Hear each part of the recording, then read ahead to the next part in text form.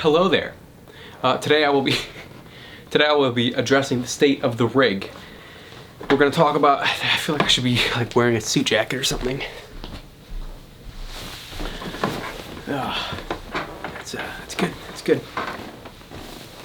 We're going to go through which guitars I'm playing, which amp I'm playing, and the current state of my pedal board. Let's get into it. Guitars first.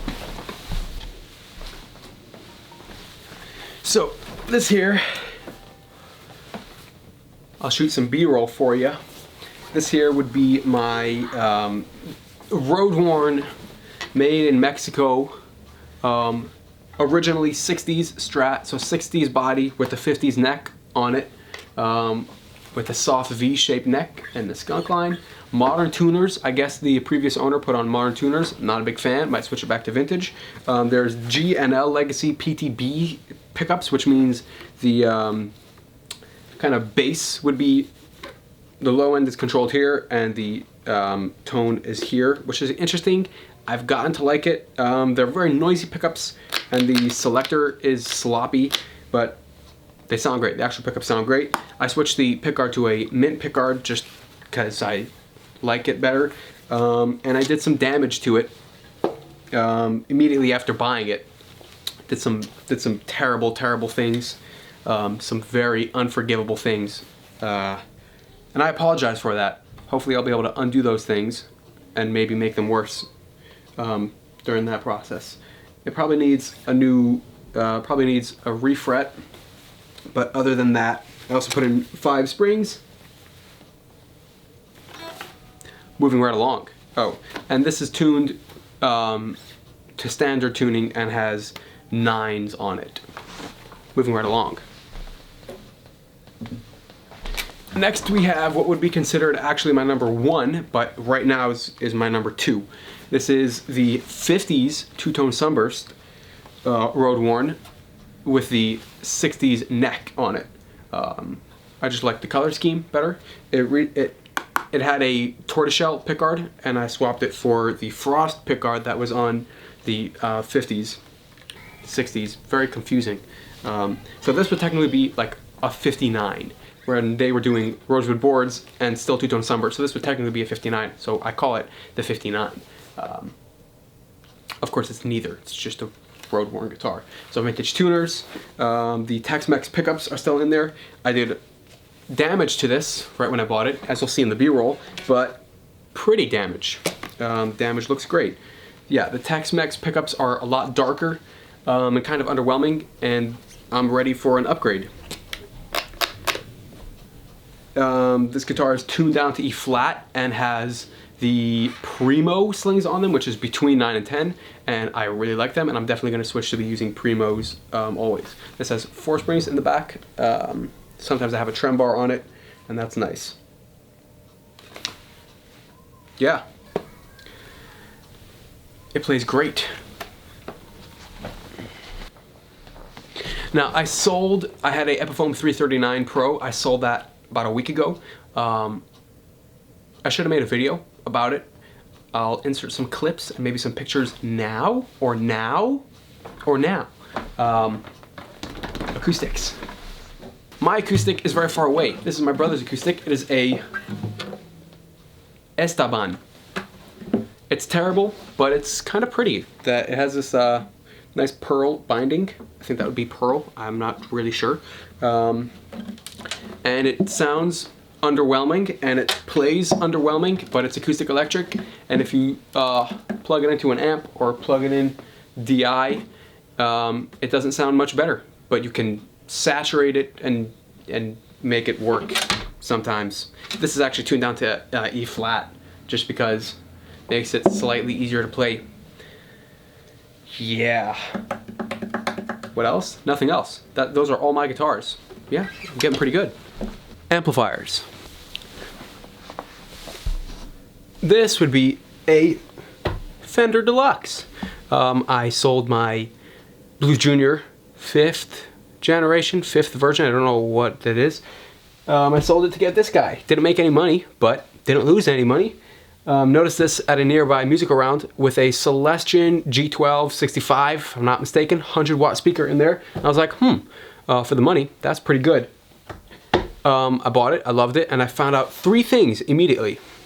It sounds good. It's very loud. It's very loud. Second thing I found out was that the reverb past 2 is unbearable. It sounds great, but you're kind of drowning in it. So I would need a reverb pedal. Yep, that's fine. We like the Strymon Flint. We're definitely going to get the Flint. And number 3, that the channel 1 sounds significantly better than channel 2, and it doesn't have a master volume. Which made me want to get this guy. That's the, over here, hey, yep, this guy. That's a JHS little attenuator. Attenuator. Yeah, it sounds great, clean, and it sounds great overdriven, edge of breakup. And we'll talk about this guy when we speak about pedals, won't we? Yes, we will.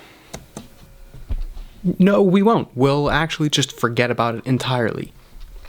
And it's got this nice little cutout here. Previous owner made a nice little mark here where to put the mic. So that's nice. That's nice. Pedals. Okay, so staying true to the brand of supremely mediocre content, I only have one camera here, so we're going to be cutting in between me playing and B-roll of the actual pedal board. Aren't you excited? And probably halfway through we'll switch guitars. So starting at the top, we have, just grab a pick here. First pedal is a tuner. It sounds like this.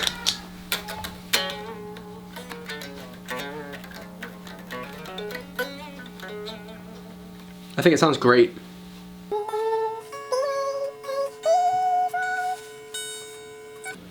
So this is straight in.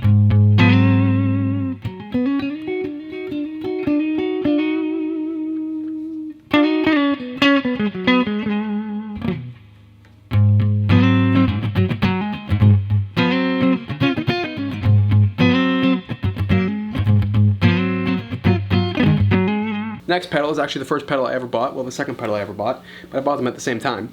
The first pedal I bought was a Tone City Bad Horse. I knew I had to sound like John Mayer because then I would be John Mayer. So I bought a Klon clone and then a clean boost. I don't know what I was thinking.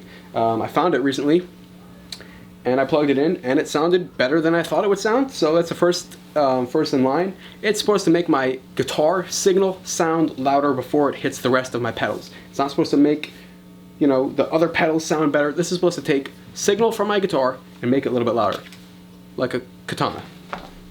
And that sounds like this.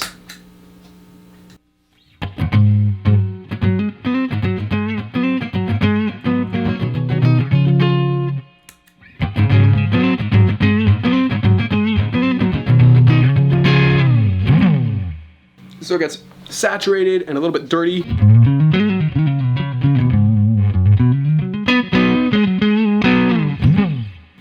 And you get a little bit of amp compression from that as well, and that's cool. Next in line is the Blues Driver, which I found to be extremely bright. So as you can see, I have a lot of that high end pulled out. It acts as like dirty rhythm.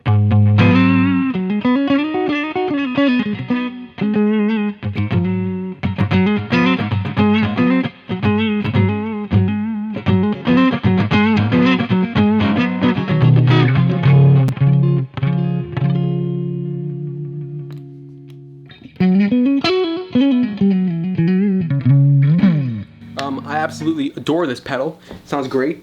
And the high fidelity, it acts like an amp. It's soft clipping, so the more you dig in, the more gain you get. Next in line is the Electro Harmonics Qtron.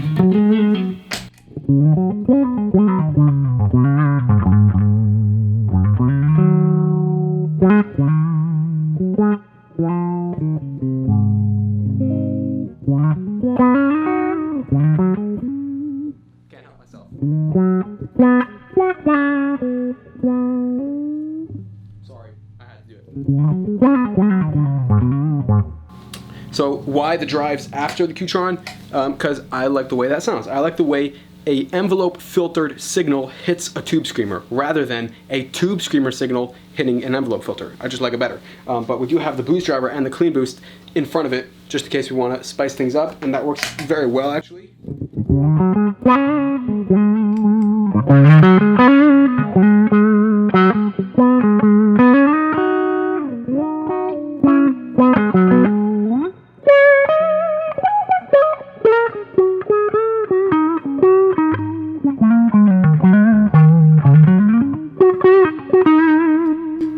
that's cool. Next one we have the JHS Bonsai. It's 9 tube screamers in one. I have only played a real TS9, and this one sounded better than it. I leave it on TS10. I'm often between the TS10 and TS808, as well as the Keeley modded tube screamer version of this. It sounds great. They all sound great. I use them for different things.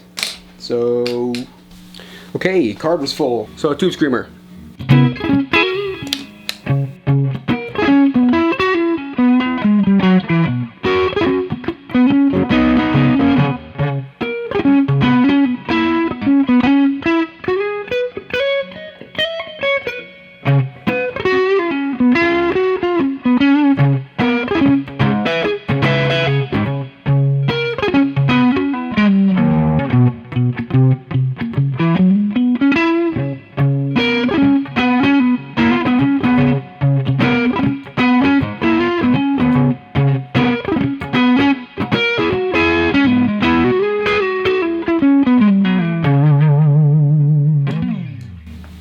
Next in line we have the J-Rocket Archer.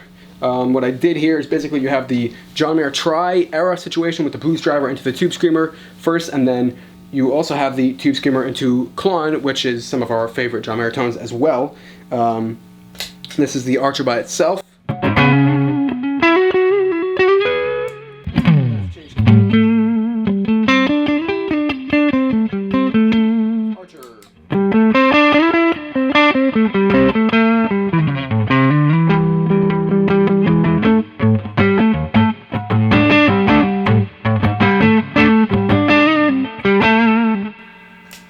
As you can hear, it's pretty dark, and that's why I don't really like it, but it sounds amazing when there's a tube screamer hitting it. Yeah. Next in line we have the Steel String by Vertex. Used to be my always on pedal for the Blues Junior. Now it is my always off pedal. I'm gonna sell it. The amp sounds better with it off. I like the clean sound of the amp better. I like the edge of breakup sound of the amp better than the edge of breakup sound with the Steel String. Don't get me wrong, it's a great pedal. It's just not finding itself to be on pretty much ever. It just makes everything too dark. But it sounds like this.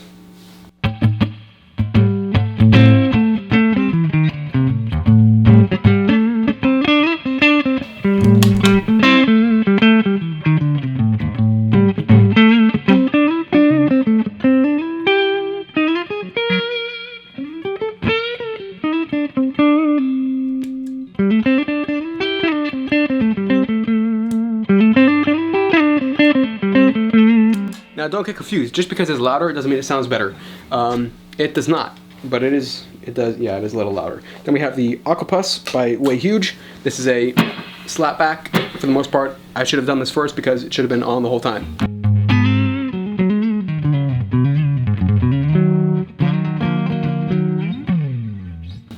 What are we supposed to play?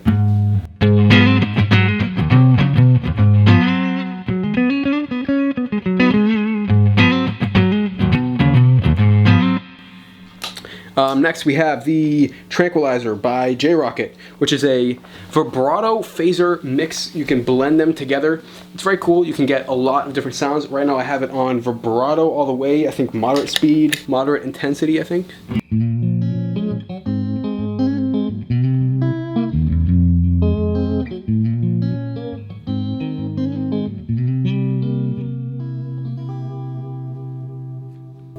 Cool, I think that sounds great. And then we have the looper, and then in the wet section on the effects loop, we have, let's switch guitars. There we are. So first in line we have Digital Delay by Boss. This is a longer kind of echoey delay, which is cool.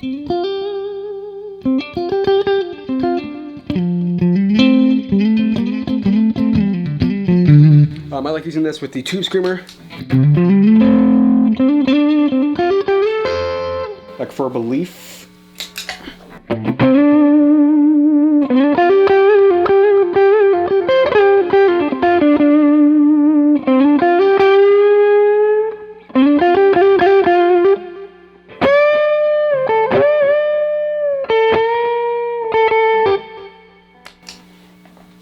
Next, we have the phase shifter by Boss, which is cool.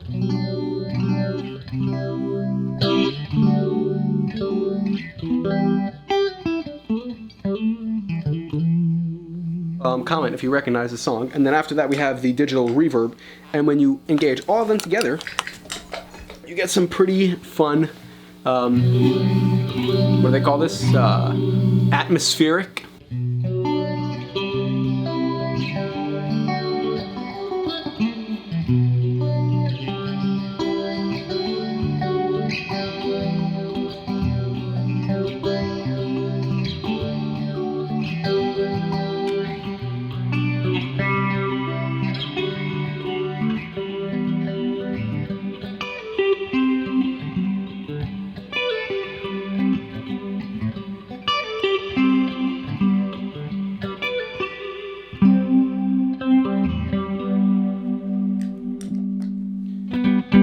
Now, real quick, we'll just mix and match together. So we'll have the Tube Screamer as the bass with the Aquapus on.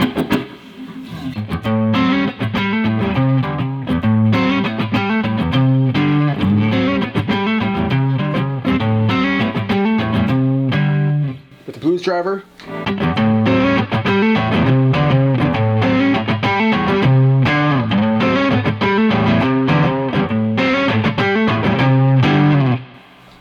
With the Archer.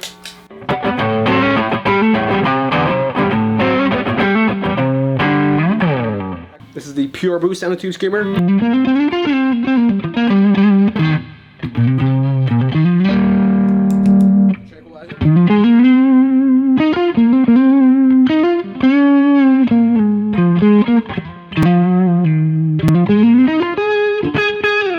Qtron into the Tube Screamer.